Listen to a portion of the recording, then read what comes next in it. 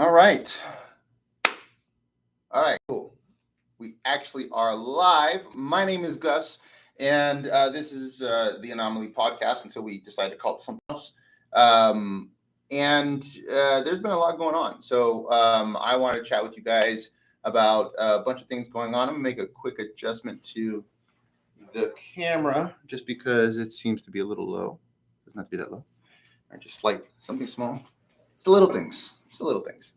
All right. So, I want to chat with you guys about a few things. I took some notes, and there's been a lot going on in the world as it is. And I want to make sure that we're kind of talking about some of this stuff because it's important. This is stuff that's important to me.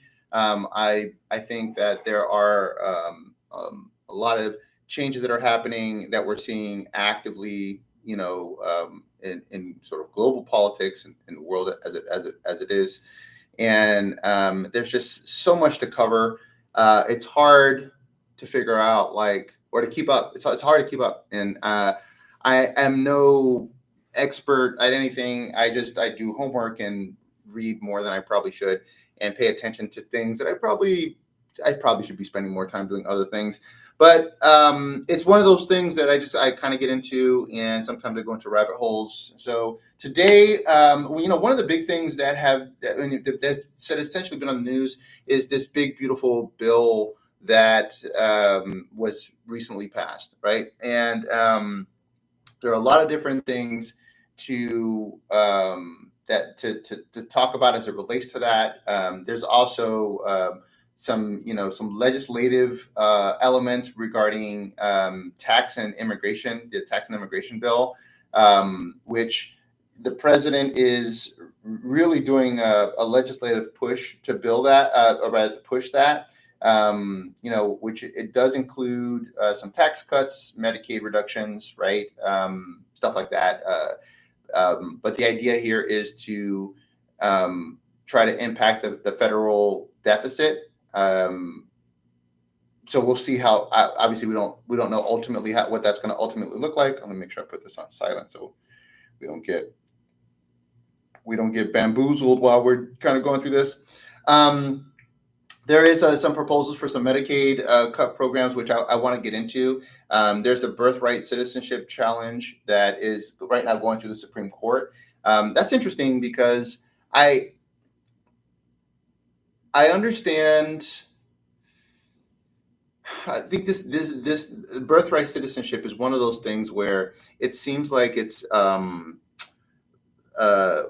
already have a precedent of if you're born here in the United States, you're automatically given citizenship, and there's I think a lot of good as it relates to that, right? This idea of when you're born here. Oh, am I already out of power? I think I might be out of power on this one. That light might go.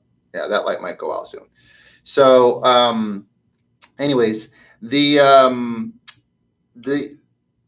what was I talking about? Birthright citizenship. So, my knee-jerk reaction is that's ridiculous. Why would we do that? We've not had that before. Birthright citizenship. We've had that for such a long time, and it's very normal for us to experience that. Why would we change birthright citizenship now? And, the argument, it seems, is that there are people that are coming to the country, both legally and illegally, that are specifically doing so for the purpose of having their child, born here so that their child can have U.S. citizenship. And that would give them as parents some additional rights, or at least the child would be they could essentially be adopted into the country through their now citizen child. So I think that is definitely gaming the system and problematic. And I think we need to solve for that. So, I don't know what the answer is. I think the initial response is to remove this concept of birthright citizenship. I would be interested to see what are they proposing instead of this. So, I don't have any details on because I haven't had a chance to look into that, but it is a good conversation to be had. I don't think it's just as simple as yes, no, right? I think there's some nuance here that I think we as Americans need to explore so that we can make a real conscious decision on how we want to do it. We as Americans and that just the population may be okay with the way that it currently is set up now, but at least it's worth having a conversation as to, is it okay for someone from another country who just wants to have their child be an American citizen? So let's say someone comes here legally. So away from the illegal situation, because that's a whole other conversation to have. But someone could come here from another country legally, pregnant, and while they're here on a visa or even on vacation, they have a child born here in the United States, and that child would have the right to be a citizen of the United States because they were technically born here. So uh, is that okay? I guess that's the question. Are we okay with that as a country? That if someone just happens to be born here by chance, that they're automatically an American citizen?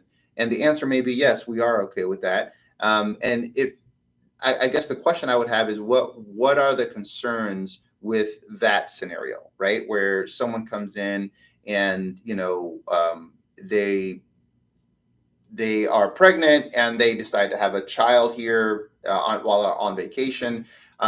What are the pitfalls of something like that, right? What's the downside to that? I don't know that I'm necessarily against that. I just want to understand better, like, what are the downsides to that? Because I can see, like, if someone is using that to gain like access to our country with all of the rights imbued to citizens, then I can see that could be potentially a problem. But I think I'd want to look into that more to understand better, like, what is the problem with someone doing that legally. Now, someone who's coming here illegally, I do think that there are some challenges there, primarily because they're entering the country, not through legal means. So, which is a whole other thing we can get into. But if they come in here not through legal means and then they have a child here while they're illegal, then I can see there being a reasonable argument as to, like, whether or not that child should automatically become a citizen, because that child was born here through someone who came illegally. So they were not legally permitted to be here in the first place. So should that child automatically get American citizenship? So I think that's a reasonable conversation to have. I'd want to understand the pros and cons on both sides of that. I do think there is an immigration challenge, and I'm not saying immigration as that, oh, we're being attacked by immigrants, which I don't see it as an attack. I do see it as an infringement into our country for sure. But we need to figure out a way to get people to have a faster access into the United States. I don't think there's a problem with people emigrating to the United States. I think there's a problem with getting people that are, the problem is the speed to which it takes for someone who comes here to be able to become a citizen or at least a resident. Like, I feel like there should at least be a fast track to being a resident. And then, as a resident, you pay taxes and, you get some rights as residents and stuff like that. And you're here legally. So I think there should be a fast track to at least that. And then maybe the citizenship maybe takes a little longer or something like that. So that's a whole other conversation to have. But I do think that that's something that's been in the, it's been in the system right now. The courts are certainly debating as to whether or not, this is something that Trump's executive order, if it goes against the 14th Amendment, right, which is the big issue that they're concerned about. The interpretation of what is the interpretation of the 14th Amendment. Is that an appropriate interpretation? Is the interpretation that the Trump administration is submitting a reasonable interpretation? And the Supreme Court is now trying to make a decision on that. I don't know what that answer is going to be, obviously, until they come up with that. I'd be interested to hear what their comments are, regardless of which way they decide. So, as soon as we get more information on that'll be interesting to see. But again, I know there are a lot of people who come in and they say that's absolutely ridiculous. We should not be doing that at all. I don't know that I agree with that position. I think that I want to understand, like, what are the ultimate pros and cons of the position of like adjusting our birthright citizenship before making a decision as to whether or not this is a good decision for our country. I do know that as Americans, we are going to have a population challenge because we don't have enough children. So, that is ultimately going to be a problem. So we do need to figure out a way to have more people coming into the country, whether that's through birth or through immigration. We do need to figure out that problem, because if we don't figure out that problem, we're going to run into other issues. And the last thing we need is a population collapse, which can happen. It certainly can happen. Americans are having less children. That's why there's a big push by the administration to give incentives to people having more than two children. So I don't know how much those incentives are actually going to work, but there are certainly incentives in place that they're proposing. I don't know if that actually passed yet, but they're having this conversation about, hey, if you have more kids, then we'll give you some financial benefit, tax incentives and stuff like that for you to have more kids, because we know that there's a population decline in the United States, and that's a problem that we need to resolve. I don't think the solution is going to ultimately be us Americans having more kids. The culture as we grow as a nation is to not have a lot of kids, like maybe one or two, and realistically, if we want to grow our population, we need to have more than two kids. You figure two parents, you want to each replace themselves, so that keeps our population consistent. But you probably want to have more than two so that you have a growing population.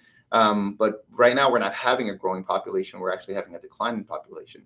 So birthright citizenship gives, I can see like, oh, well, we're getting more kids born, even if they're not necessarily through legal means or whatever. There's more kids being born here because of this birthright situation.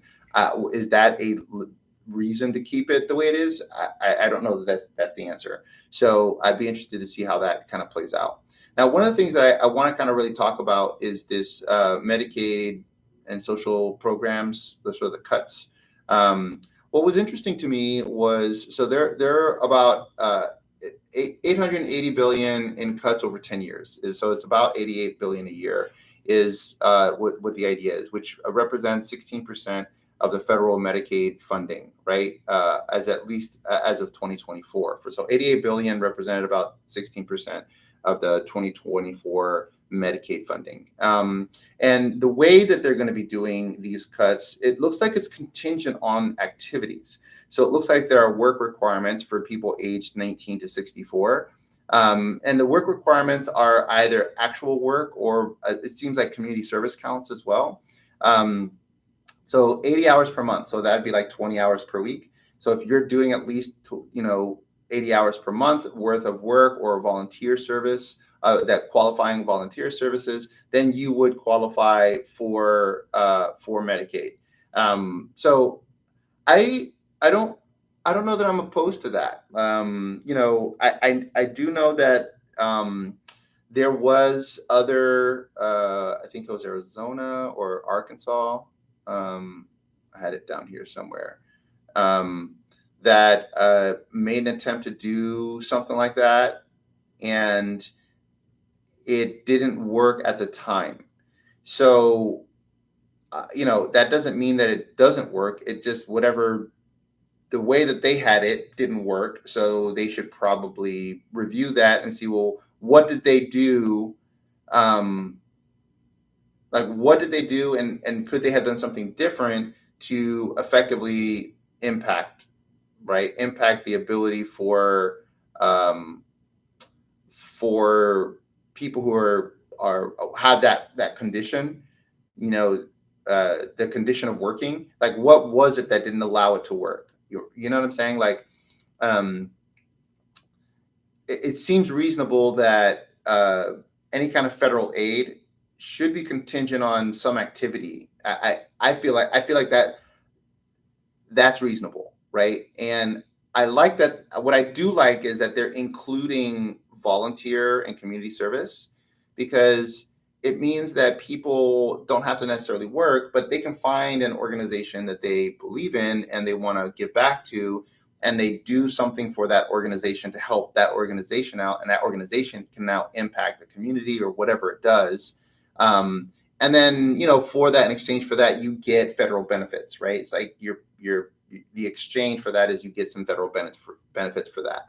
I don't know that I'm against that. I feel like that's a perfectly reasonable position to have. So I would be interested to hear, if you guys have any thoughts on why that would be an unreasonable position, or if there's something maybe that I'm missing as to why someone would have some kind of either work or community service requirement to be able to qualify for this. Now, if you have an ailment or a sickness that prevents you from doing that, I think that's a reasonable consideration, and that maybe those people may be exempt, that because they don't have the ability to work or they can't do anything, right? So that, I think, is reasonable. If you can show that you just don't have yet, maybe you're disabled or something like that, or some ailment or sickness that you have is preventing you from doing that, then maybe those guys are exceptions to those rules. But if you otherwise are a functioning human being and you can get around and do things, I don't see why that would be a problem. So that is expected to. Now it says here the Congressional Budget Office estimates that this could lead to 8.6 million individuals losing coverage.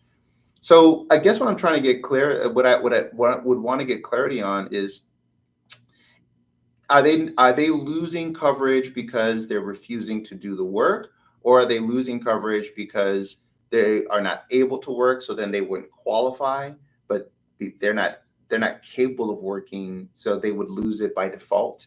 I'd want to get more clarity on that, because I feel like if 8.6 million individuals are losing coverage because they're choosing not to participate in our economy, I mean, I don't know that I would be upset with that.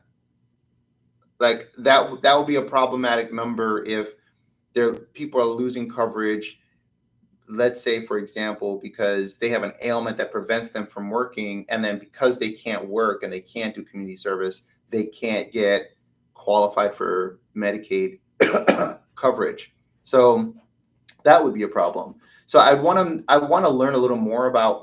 I'm going to take some time to learn a little more about that, because I feel like this is a little bit too surface level, and I need to get a little more clarity on, like, what exactly is the reason why 8.6 million people would lose coverage. Because in theory, if let's assume that all those 8.6 million people have the capability of working. They're functional, right? They're functional humans. They could, pick up sticks and push buttons and work on a computer, whatever. They have functional capabilities, right? Um, if if they can work and they can do either community service, which they get to choose, or they can find some work, which is whatever, or any combination of those two, like, why would it be? That means that those 8.6 million people losing coverage would be people that are choosing not to engage in any kind of work, which you could argue, hey, there's not enough work for people. That's an argument. I think that's a reasonable argument. So those people can't find work, so then why are they being penalized? But if there's a nonprofit, like volunteer community service type of option, where you can go to a nonprofit organization like a 501c3 and support them in some capacity, like you help them in their administrative offices, or you feed the homeless, or whatever the case may be, and you're doing that for 20 hours a week, and that's what you do. Like, what else would you be doing with yourself? Like, if you're not working and you're not doing volunteer time, you're at home.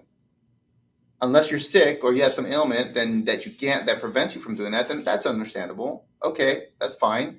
So why would it be problematic if people who are choosing not to participate not get access to this extra benefit?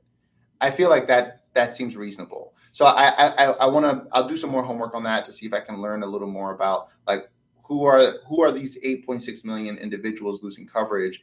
Are they people that can actually work and they would choose not to, or are they people that would have ailments that would prevent them from working, or there's some other reason that would prevent them from being able to fulfill the condition, and then they don't get coverage by default? That's not something that is their fault. There's something outside of their control. So I'd want to do some more homework on that. The other thing that they're talking about is increased cost sharing. So they're talking about the basically between so Medicaid is covered by both the users of Medicaid. I want to say both by a couple of different things. It's support by the users of Medicaid as well as the state as well as the federal government, right? So it's a sort of a co-sharing situation. In this case, one of the things that they're doing is legislation introduces higher co-payments and additional paperwork for enrollees, potentially creating barriers to access, especially for low-income individuals. I was surprised to hear about higher co-payments. So I would not be excited. I'm not excited about there being higher co-payments for participants. A lot of times, as it specifies here, low-income individuals may already be struggling with being able to cover co-payments as it stands. So increasing that number would be a little bit problematic. Now, I know that they've been talking about additional paperwork for enrollees, and a lot of that has to do with they're trying to prevent like fraudulent like situations. So the additional paperwork is supposedly to help with fraudulent claims and fraudulent scenarios, to help make there be less fraud and waste in the system. I mean, as long as the additional paperwork is relatively easy for verification purposes, if the idea is just like the purpose is for verification and to get things verified, I'm really bright here. I'm like super glowy. I don't remember this being so glowy. Anyways, if the idea here is to be like to verify, like there are all kinds of tools that are used to verify who I am all the time. So I feel like the additional steps to verify that I am who I say I am and that I would qualify, that seems like we have technology that would allow us to do that pretty fast and pretty easily. So I don't know that that's going to necessarily create a barrier to access. So, and I know that that's what a lot of people kind of make. I've heard people mention that. This is the same argument that people make about like you need to have a license or state ID to vote. Like, I don't find a problem with that. Like, you need an ID to do just about anything of any significance. I need an ID to drive a car. So why would voting be a problem, right? So I think this is the same argument, right? Like, they're basically wanting to verify that the enrollees are legitimate. And if there's a fast and easy way to be able to verify that, I don't see why that would be a problem or why that would create a barrier to entry. It's just maybe one extra step to verify that you are who you say you are. So I don't have a problem with that part of it. The part that I do have, I would be concerned about is the higher co-payments. I would want to understand, like, why would they need to do the higher co-payments, which seems which would seem to impact low income individuals substantially more than it would impact people who are not low income. And the reality is if you're on Medicaid, the likelihood is you're probably low income. So it's probably going to impact most people that are on Medicaid. So I would want to get a better understanding of the arguments behind higher copays. On its face value, I don't think that's a good idea. I think that may be a problem. If the goal is, if Medicaid is supposed to be designed to support people that are lower income, and that is sort of the safety net that it was built for that purpose, increasing people's copays doesn't seem like the right direction for this type of system. So on face value, I would not be I would not be in favor of that unless there's a good argument on the other side of that. I can't think of one. So if you have a good argument on the side of higher co-payments for low income individuals, I'd be interested to hear that. I can't think of one that would be reasonable. But the additional paperwork for enrollees, like I said, I don't think that's going to be a problem. That's just a verification process. So just identify what verification are you going to be using. Is probably going to be something simple. We have technology that can do that. So I don't think that's going to be a problem. Reducing federal matching rates. So as I mentioned before, the state and the federal government do participate in the Medicaid system. So states that provide Medicaid to undocumented immigrants would see a 10% reduction in federal matching funds, pressuring states like New York and California to adjust their programs. So this is a tough one because,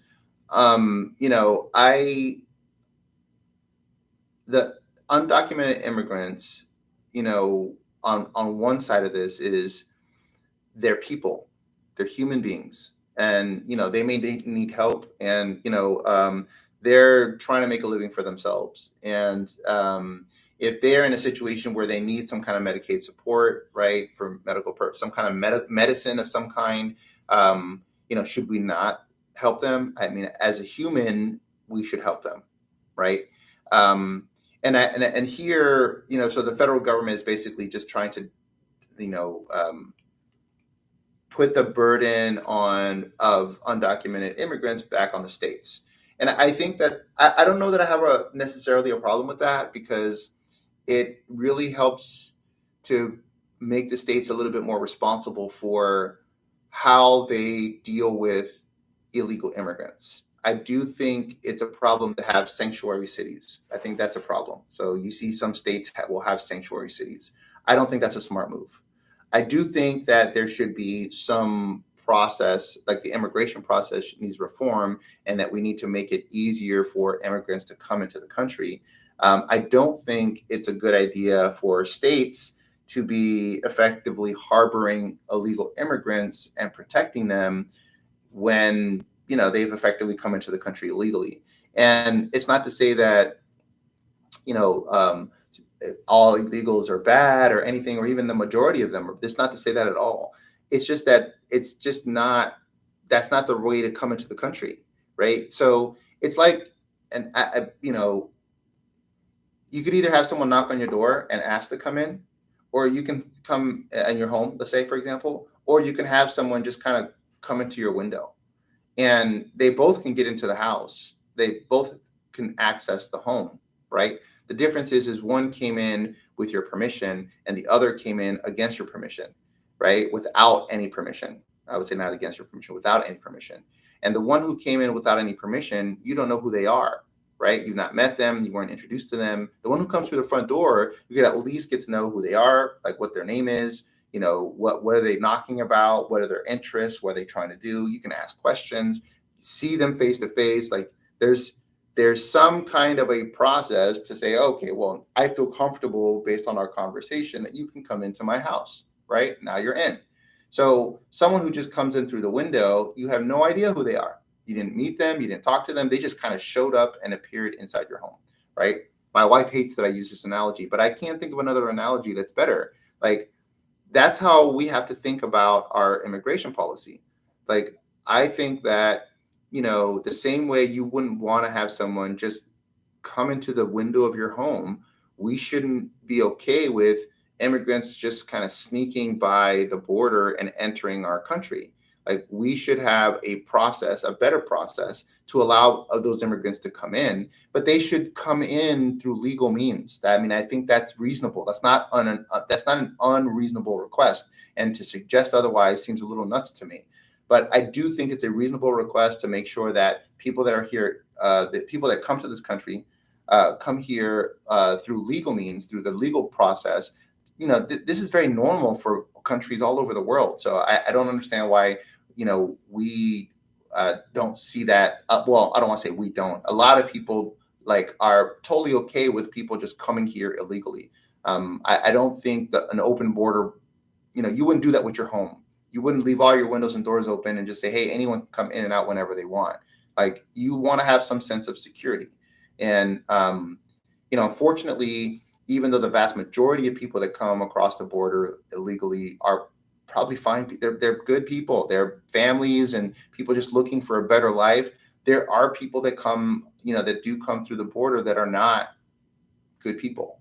And the problem is that when you're talking about security and ensuring that the people inside your home, right? You want the people in your home to be safe. Like you're not. It's not that you're worried that everyone in your neighborhood is dangerous. What you're worried about is that one person that you don't know that's dangerous, right? So you may live in a community where everyone's super nice and the people come in and out of the community all super nice. They're not dangerous people. They're not going to break in. They're not going to cause problems, right? But that doesn't mean that there could be a person that comes into the neighborhood that has bad intentions. And even though the vast majority of people that live in your neighborhood, that come to your neighborhood, are good, upstanding people, and they have a good heart, and they have no interest in hurting anyone, and they just want to live their lives. Even though the vast majority of those people are in that category, you lock your doors at night because of the one person that may not be, right?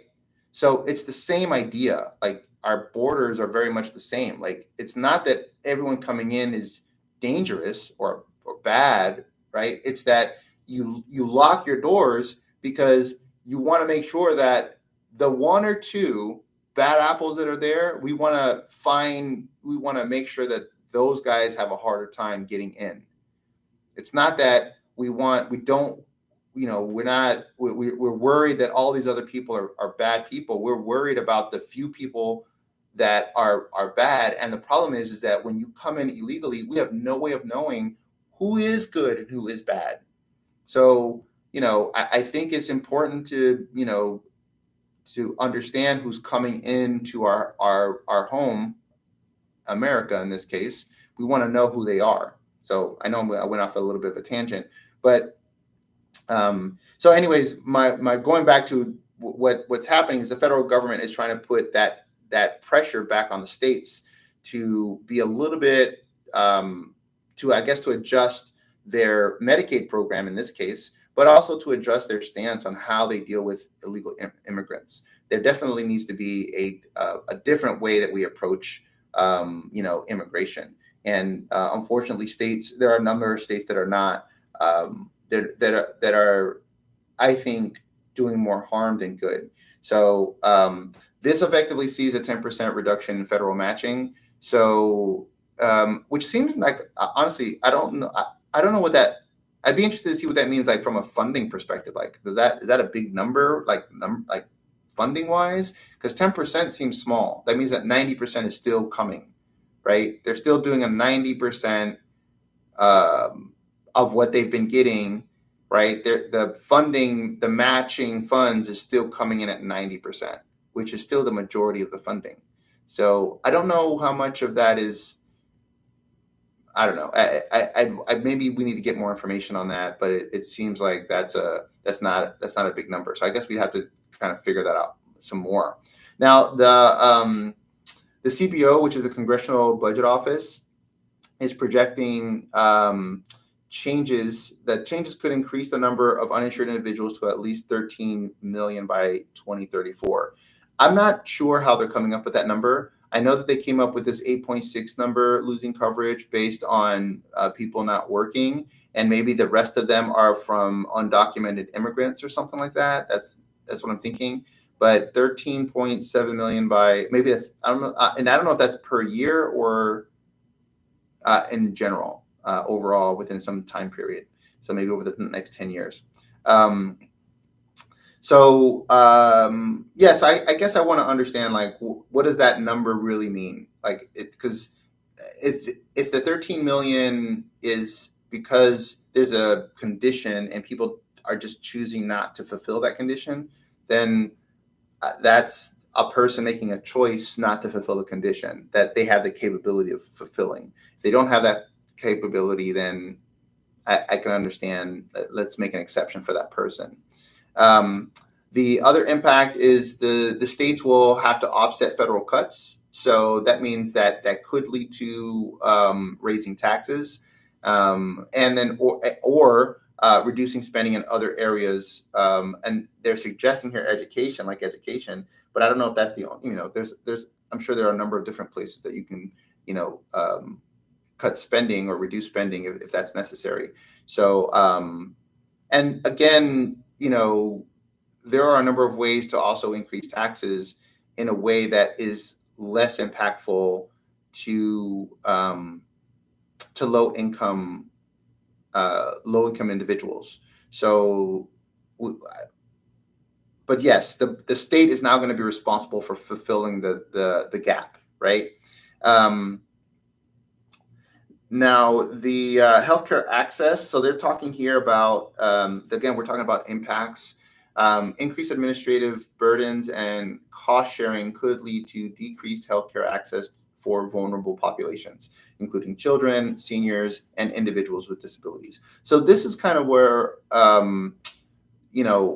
the ability for someone to fulfill a condition would definitely, obviously have an impact. So is someone unable to fulfill the condition, right? And I think that's kind of what the implication here is. Healthcare access is going to be decreased because people are going to not be able to fulfill the condition, and there are going to be people who choose not to. For the people who choose not to fulfill the condition, I don't see a problem with them losing their benefits.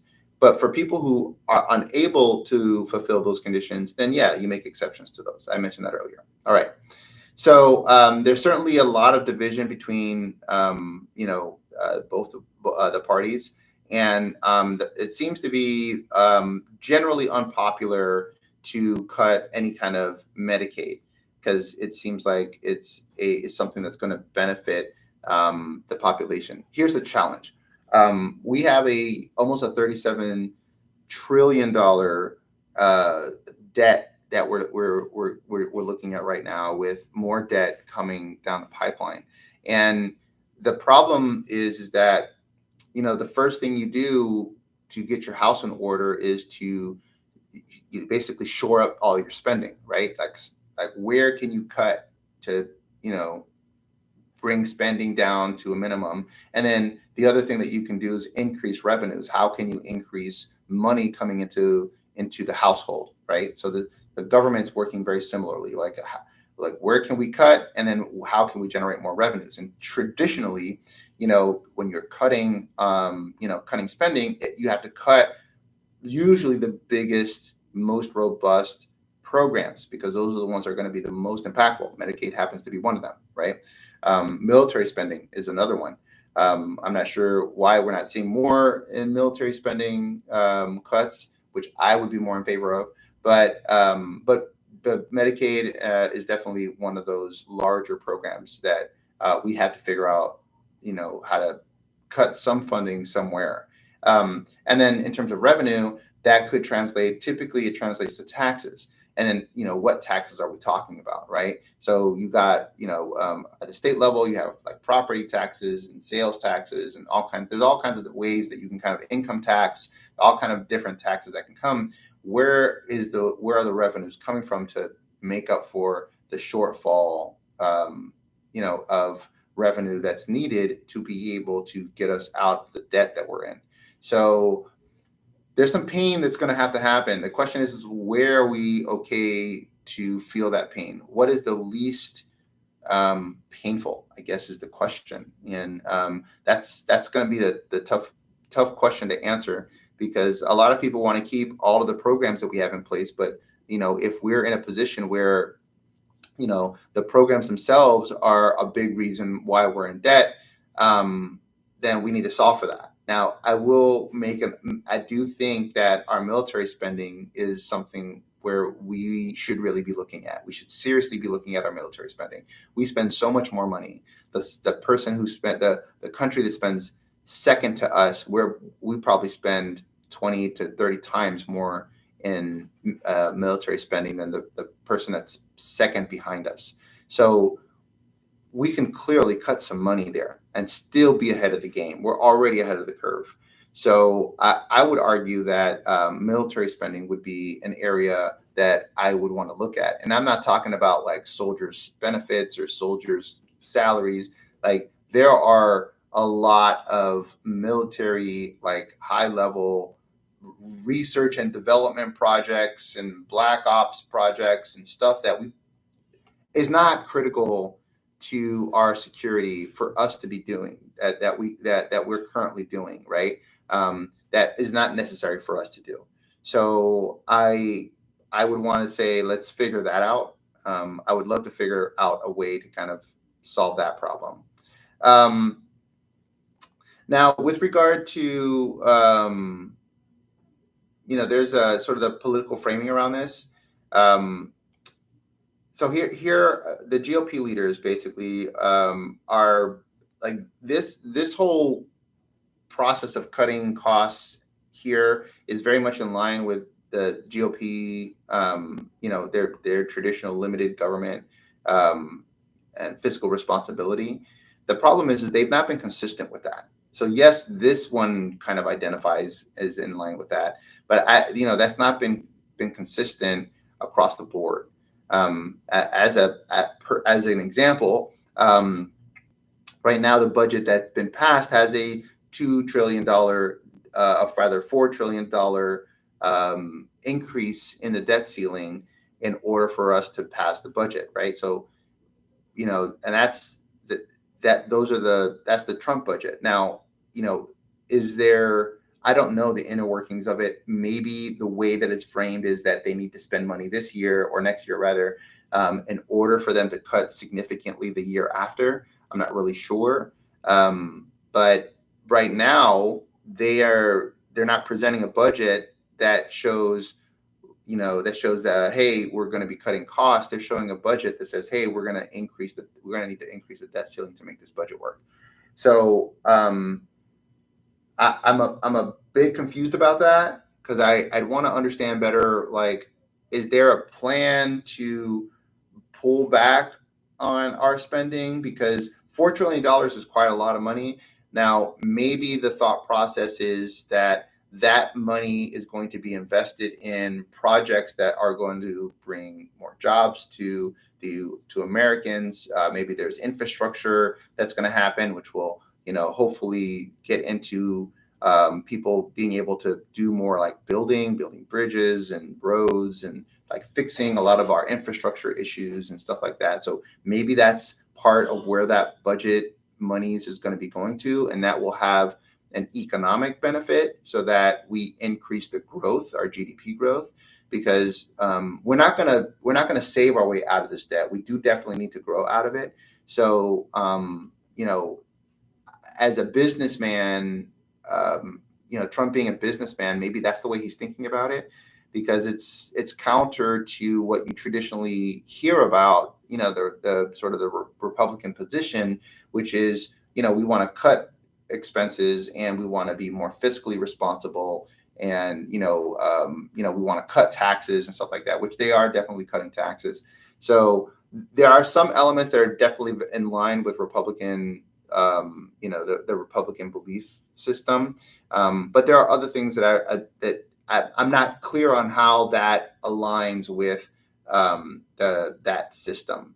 So I wanted to get some clarity on, where there is. So, one of the things, for example, that they're cutting from federal funding is some funding that was provided during the COVID-19 pandemic. It was basically enhanced federal funding that was specific to the COVID-19 pandemic, which is pretty much, it's past. I mean, we're past that. And it was a 5% increase in federal Medicaid matching funds. So they're going to be removing these matching funds from the coffers. I feel like that seems reasonable because COVID is essentially done. You don't need that extra spending specific for COVID. So I don't particularly have an issue with that. The other thing they talk about is a moratorium on new or increased provider taxes. So I wasn't really clear on what provider taxes were. So I did some homework on that. And because I wanted to understand like what exactly are provider taxes, and what provider taxes is basically taxes. These are provider taxes are levies imposed by states on healthcare providers, including hospitals and nursing homes. Right, states use the revenue from these taxes to fund their share of Medicaid expenses, which then qualifies them for federal matching funds. This mechanism effectively amplifies states' Medicaid funding. So, in this case, the bill aims to restrict the practice by lowering the safe harbor threshold, which is the maximum allowed provider tax rate eligible for federal matching, from 6% to 3%, right, of net revenues. So, according to this, right, this change would render many existing provider taxes ineligible for federal matching, potentially reducing Medicaid funding by approximately 175 billion over 10 years. So that's about 17.5 billion every year. So it sounds like it's a tax that is levied against hospitals and healthcare providers. I'm having a hard time understanding why that would be a problem. Why would we? Hospitals for sure are profitable enough to handle any taxes like this levied against them. I mean, I'd have to look and see what kind of taxes are we talking about, but hospitals are very profitable business. So I'm not sure. This sounds like maybe a lobby, like maybe the hospital lobby or something, came in and said, "Hey, we want you to put a moratorium on this. We don't want to pay these taxes." It sounds like a lobby, and I'm not sure like why.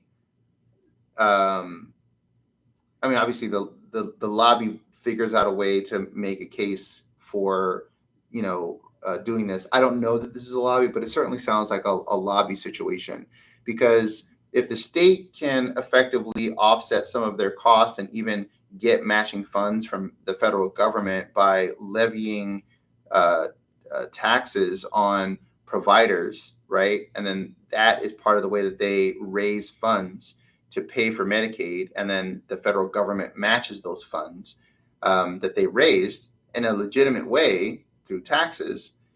I don't understand why they would put a moratorium on that and restrict that, unless you can make a case that states are unfairly taxing these organizations. So I feel like there needs to be a better explanation here. Like, what was the rationale behind this moratorium? It doesn't sound to me like this is, hey, we want to figure out what's in the best interest of people that are on Medicaid, or even for the best interest for what is happening with the federal government. This sounds like, hey, this is in the best interest of like the big hospital industry. So, I mean, listen, there's big everything, right? Big ag and big beef and whatever. I'm not against the hospital industry, but if this is a system that will allow Medicaid to cover some costs and then get matching funds from the federal government, and the taxes being levied are on a like kind business that has the capability, like it doesn't affect their ability to, like it only affects profits. It doesn't affect their ability to be able to fulfill their capacity or to support or provide support for the community, and they're still profitable. I don't understand that one. That's one I would want to understand more. That sounds very much like a lobby to me. It sounds like they lobbied for that and they were able to get it. So I thought that was interesting. So there is a proposed cap on federal Medicaid spending, and I was trying to get clarity on what that cap was. And supposedly it's going to reduce federal Medicaid spending by 900 billion over 10 years, which is 90 billion a year. And I I don't see any. So it looks like the cap will grow annually. It's a proposed legislation which introduces a per capita cap system, setting a fixed federal spending limit per enrollee. The cap would grow annually based on a predetermined formula, not actual healthcare costs. So I'm trying to figure out like how, like what is that cap of federal spending, and it's per person.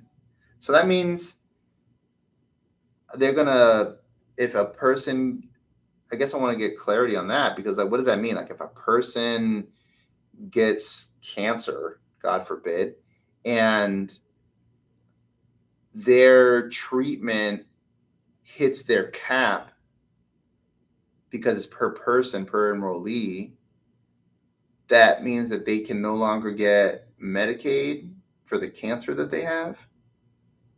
That seems weird. Like you're gonna, okay, I can't, you can't afford to get the rest of your cancer treatment, so good luck. I mean, maybe even if that recycles every year, um, seems like there should be a better system than that. Um, and I guess is what does that mean that the state would have to take on that? I guess the state would have to take on the balance of that, right? So the federal government is no longer providing, so now the state is having to fill in that gap. But if that's the case, see, this is what I'm talking about. Like, if you're cutting the provider tax, which gives them the ability to tax in order to raise funds, and then you're putting a cap on federal spending per enrollee, which means that the state is going to have to fill in the difference, but they can't raise money through the tax provider system. The provider, yeah, the taxes on the provider taxes, that system that they use to help generate funds. Where are they going to get the money from? I guess they're going to have to find another place to get the money from. So, I don't know. I'm not sure why this is the direction that they want to go in with regard to Medicaid.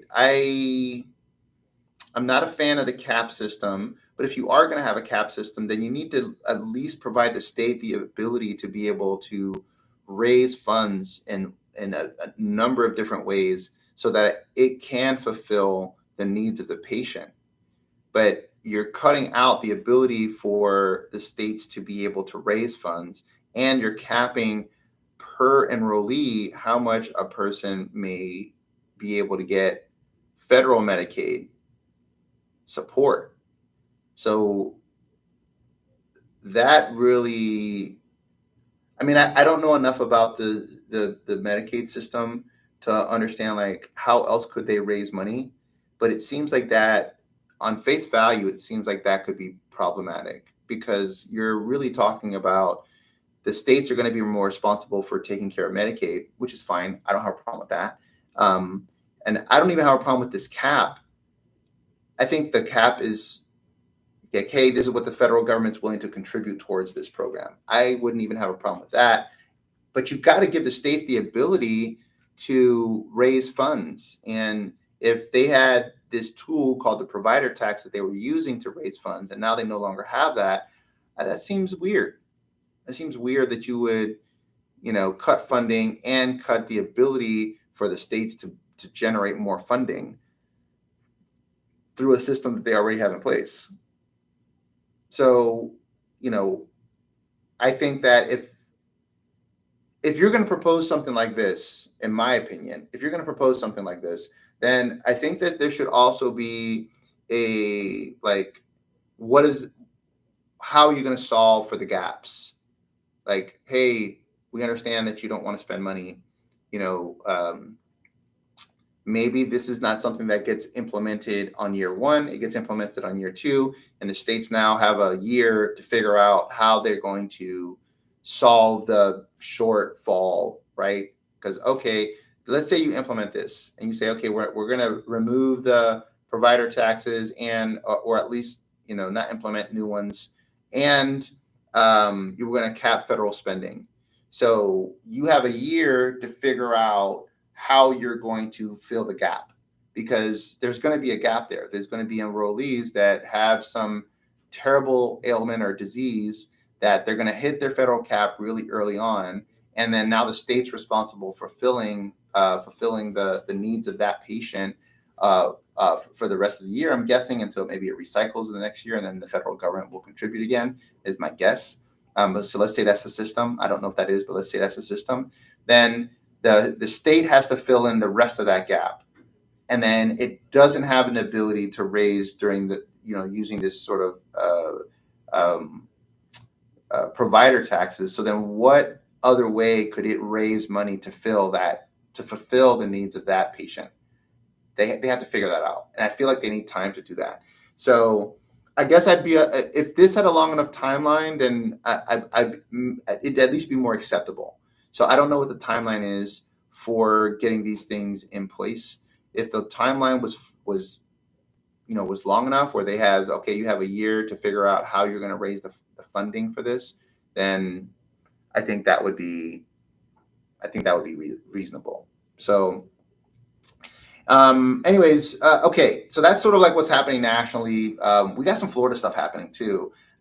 So there's been a fluoride ban in the state of Florida, which this was something that was supported by the governor, and of course by the health secretary, Robert F. Kennedy Jr. They had concerns about fluoride. So if you guys don't know, fluoride is a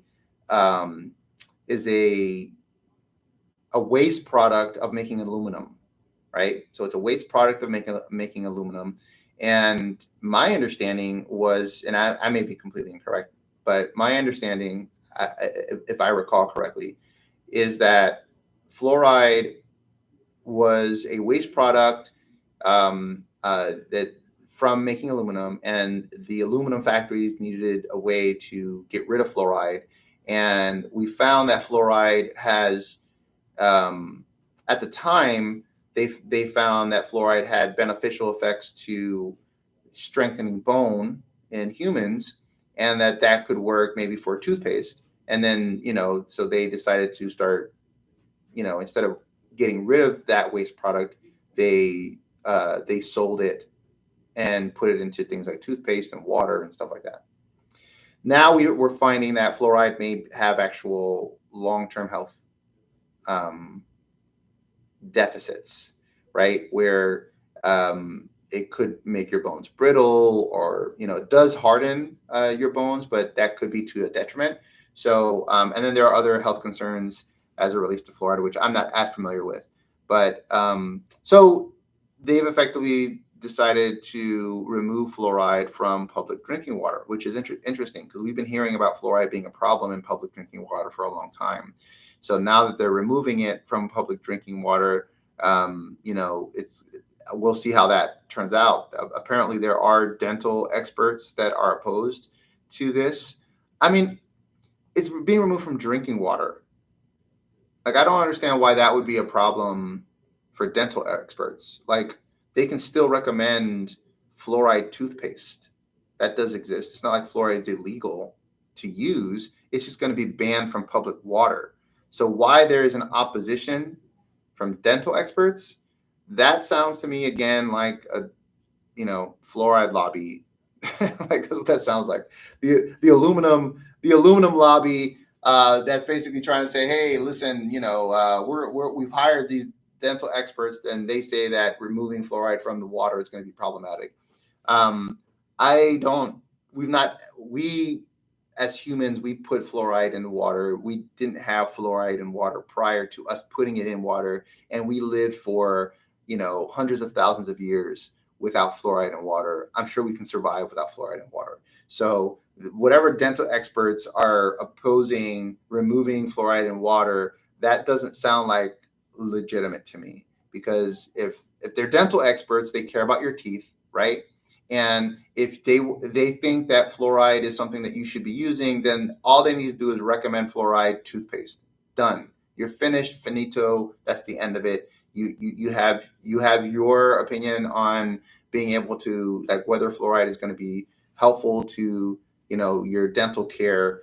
I'm really surprised that there is a opposition from dental experts that even exists. So again, that sounds like a lobby to me. That doesn't sound like real dentists would really care about whether fluoride is in your water or not. They probably say, well, if you're going to, when you brush your teeth, use fluoride toothpaste. If they feel confident that fluoride is helpful, they're going to say just use fluoride toothpaste, because that's really what's going to be addressing your teeth, right? So I thought that was a little interesting, but I thought it was cool. We're banning fluoride. They think that look, if something is questionable, even questionable, and it's going into our public water, we should remove it. Like, if there's a question as to whether or not there's a health concern, even if you don't know for sure, I'd rather be on the side of, I'm not sure, let me take it out, and then we can figure it out later, versus we leave it in and then we find out later, oh yeah, we were right, it does have a health concern, and now everyone's sick. Like, I think that if there's anything questionable about what we put in our water, we should remove it. Just take it out, right? So until they can do more studies and find out whether or not that's going to be a good position to take to put it back in or not. So I don't have a problem with that. Hope Florida Foundation investigation. So this is a big deal because the First Lady of Florida, Casey DeSantis, which is the governor's wife, is in a sort of a whole litigation right now with an investigation as it relates to Hope Florida Foundation and monies that were supposed to be for Medicaid that got ultimately utilized in this organization, and apparently they were misused. Is the allegation? So it's a lot of drama. I don't really follow it very much, but it is something that's happening, and it does have a tie back to the governor, which obviously has political implications. So there's also been a bit of a political landscape shift as it relates to Florida. So Florida for a long time was a purple state. We were very much a swing state. It was a state that could have gone Democrat or could have gone Republican any given year. And the data is suggesting that Florida is really becoming a pretty solid red state.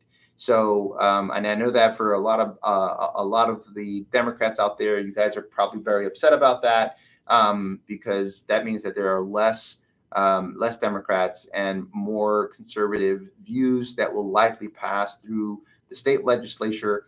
But I will say things like, for example, the drag show ban that was implemented. That actually got overturned. So, you still got judges here that are still following the course of law, because it is unconstitutional to not allow someone to have a drag show.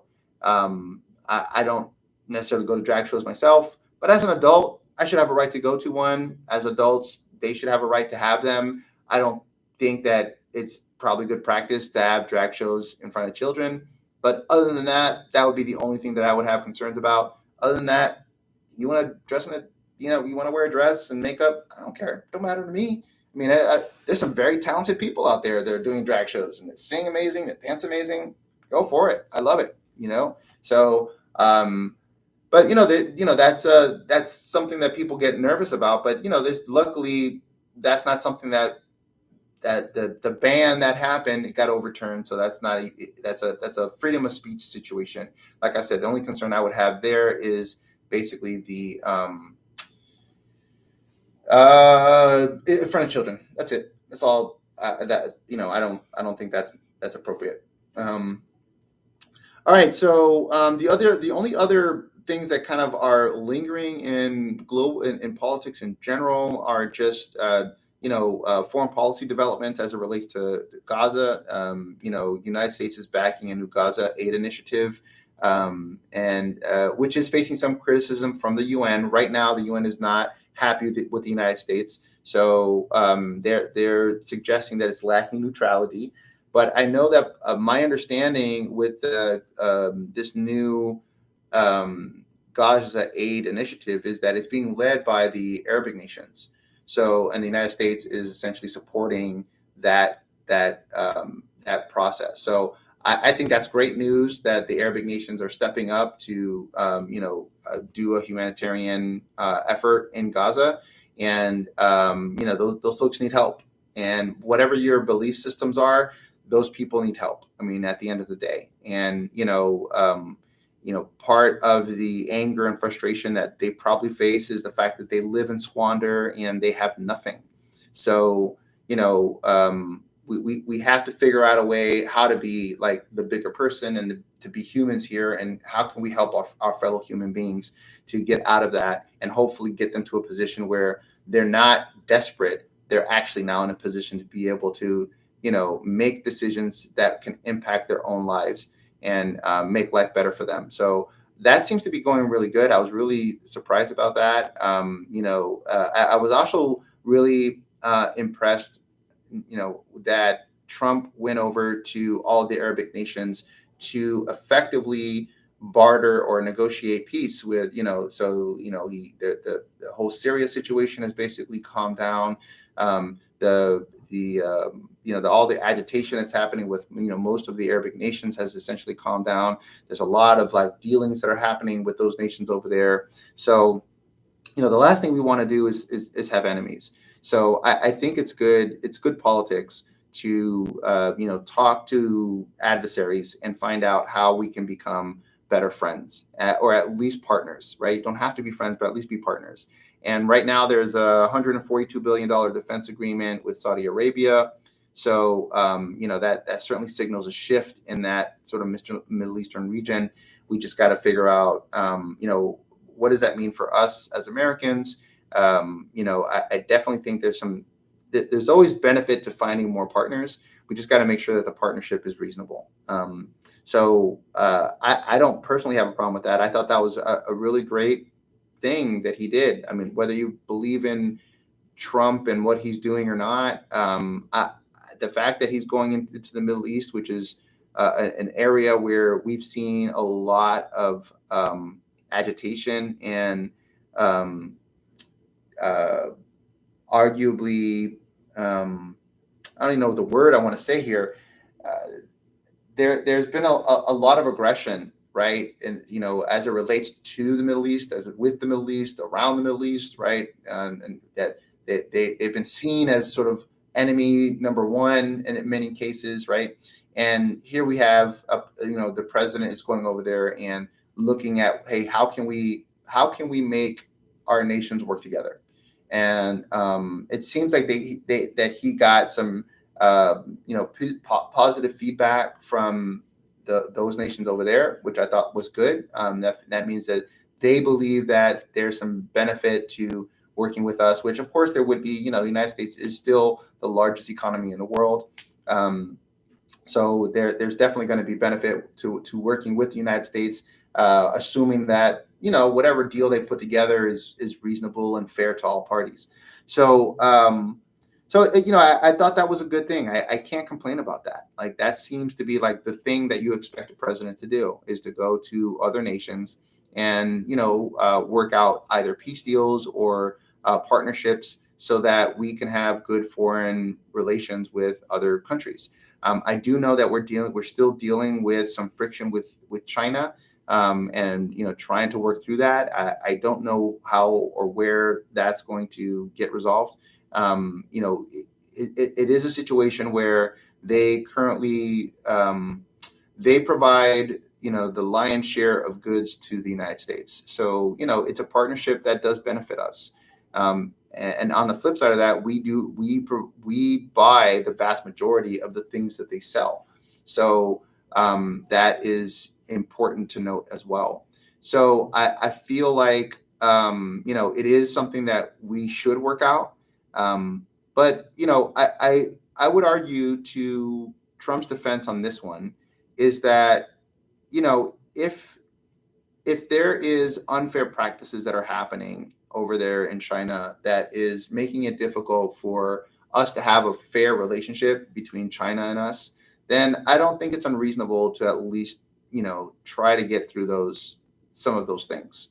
And IP is a big one. So intellectual property is a big one.